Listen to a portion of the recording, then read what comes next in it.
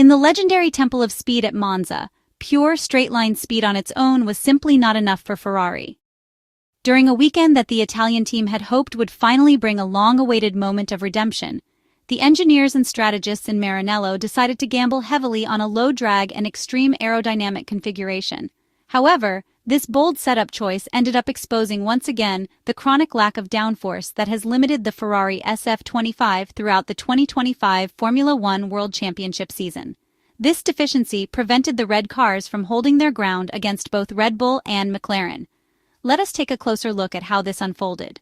For the thousands of Ferrari fans who filled the grandstands, dressed in red and waving flags, ready to passionately support the Prancing Horse with their usual warmth and enthusiasm, the real surprise at Monza was sadly not Ferrari, but Red Bull. And perhaps this was the bitterest element of the entire weekend.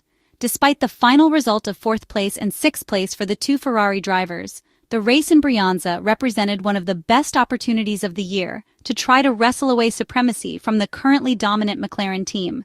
But reality played out differently. Even at Monza, a historic circuit where aerodynamic efficiency normally takes precedence, Ferrari once again came face-to-face with its structural limitations. These are the same weaknesses that have compromised its competitiveness throughout most of the season, even on a track that on paper should have suited the car well. Hopes of securing a first victory of the year and giving the Tifosi a magical Sunday were effectively extinguished already on Saturday, in a qualifying session where the SF-25 was reduced to the role of bystander. That moment was the most telling sign. To realistically aim for something more than a 4th and 6th place finish, Ferrari would have needed an unpredictable and chaotic Sunday, a race with sudden plot twists that could overturn the usual order of performance. Charles Leclerc and Lewis Hamilton put all their effort and determination into the first laps, attacking with courage and commitment. However, without some extraordinary outside factor or a dramatic twist of fortune, their chances quickly faded. Instead, the Italian Grand Prix turned out to be surprisingly straightforward and linear, perhaps even more so than the teams themselves had predicted before the lights went out. All of those variables that had created so much uncertainty the previous year, factors that could have played in Ferrari's favor, simply failed to appear this time. This left the SF-25 fully exposed and revealed once again the specific areas where it remains lacking compared to its rivals. Above all, the generation of aerodynamic load. The concept of downforce has been a recurring theme throughout the 2025 season, and paradoxically it became decisive once again at Monza, a track famous above all for top speeds. And it was precisely this lack of downforce that condemned Ferrari to play a supporting role in a Grand Prix they had hoped to dominate. The early warning signs were already visible in qualifying, but in the race itself, without the artificial help of fresh soft tires providing extra grip, the weaknesses of the SF-25 became even more evident.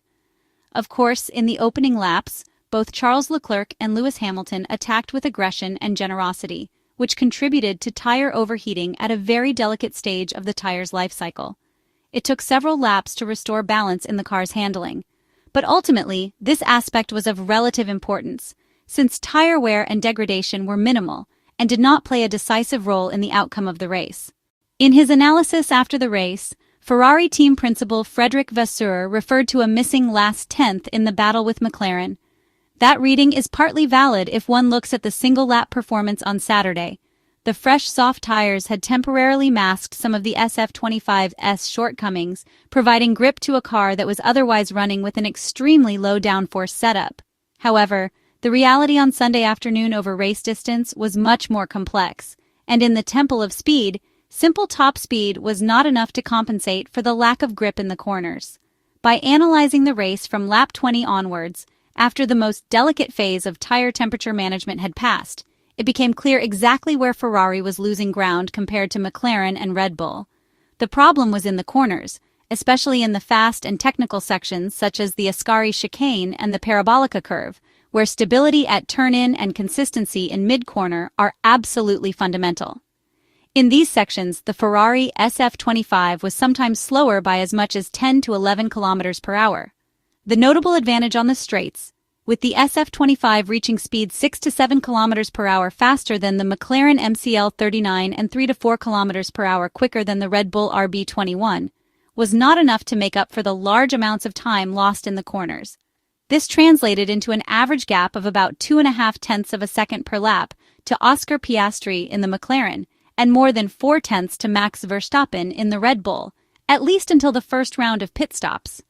Ironically, the lower cornering speed did at least allow Ferrari to put less stress on its tires, which helped them to progressively close the performance gap in the later stages of the stints, reaching a pace that was more comparable to that of their rivals.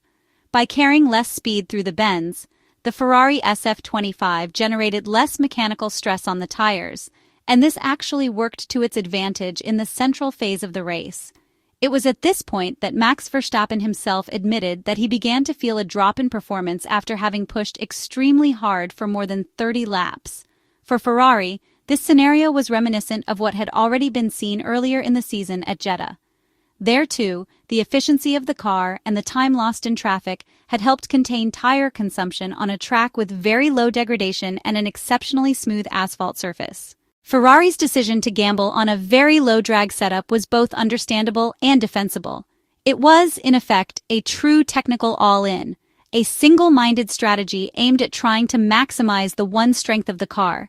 Even Red Bull ended up adopting a similar approach in order to make a difference, following the direction first set by Ferrari.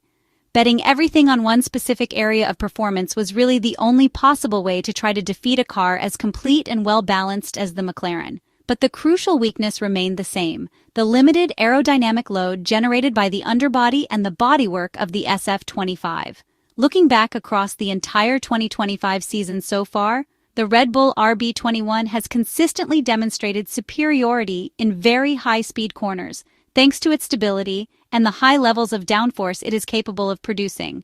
These are qualities that the Ferrari SF-25 has never managed to match, and both Charles Leclerc and Lewis Hamilton have often reported their struggles with this limitation over the radio and in debriefs. This deficit had already emerged clearly at several earlier races, but at Monza it became even more obvious and damaging. It was not possible to solve it by adding more wing angle, because that would have compromised aerodynamic efficiency and sacrificed Ferrari's biggest strength, its top speed. It is true that every car has its own unique aerodynamic map, with characteristics that determine efficiency depending on the level of downforce and the type of corner. Paradoxically, McLaren tends to work better and show greater efficiency when running with more wing and higher levels of downforce, while Red Bull is the opposite, often excelling with very light wing levels. That is why at other fast circuits like Silverstone, we have already seen Red Bull risk extreme low-drag configurations. Ferrari, however, has different characteristics and could not follow exactly the same philosophy. There had been legitimate doubts that running with such little rear downforce might lead to increased sliding and therefore to higher tire degradation.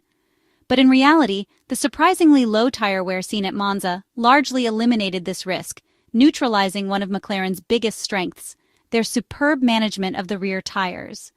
This unintended consequence leveled out the field somewhat and reduced the impact of one of McLaren's main weapons. This scenario allowed both McLaren and Red Bull to push without fear during the early stages, and it highlighted the superiority of their aerodynamic downforce. Monza was meant to be the stage for Ferrari's revival, a chance to shine in front of their home fans. Instead, it turned into a faithful reflection of the inherent limitations of the SF-25 project. And perhaps it is precisely this awareness, this confirmation of structural weakness, that leaves the deepest mark for Ferrari moving forward.